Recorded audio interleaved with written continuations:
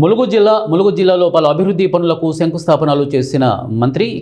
ములుగు జిల్లా కేంద్రంలోని జిల్లా ప్రజా పరిషత్ ఉన్నత పాఠశాలలో 50 లక్షల నిధులతో సైన్స్ ల్యాబ్ మరియు కంప్యూటర్ ల్యాబ్ నిర్మాణము పనులు,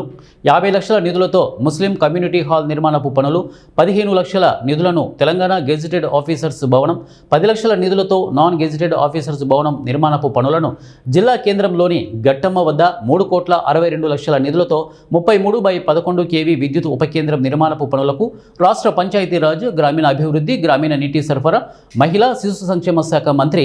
ధన్సరి అనసూయ సీతక్క, జిల్లా కలెక్టర్ దివాకర్ టిఎస్, అలాగే గ్రంథాలయ సంస్థ chairman Ravichandar, market committee chairman Rega కళ్యాణిలతో కలిసి శంకుస్థాపనలు చేసి తదనంతరం 61 లక్షల నిధులతో చేపట్టిన బండారుపల్లి జంక్షన్ అభివృద్ధి, సుందరీకరణ పనులు ప్రారంభించారు. ప్రజలు కానీ, ములుగు జిల్లా ప్రజలు కానీ,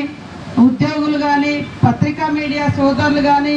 మీకు ఇంకేమైనా ఆలోచనలున్నా మాతో పంచుకోండి. అభివృద్ధిలో కానీ లేదా సమస్యల పరిష్కారంలో కానీ ఎప్పుడు కూడా స్వీకరించి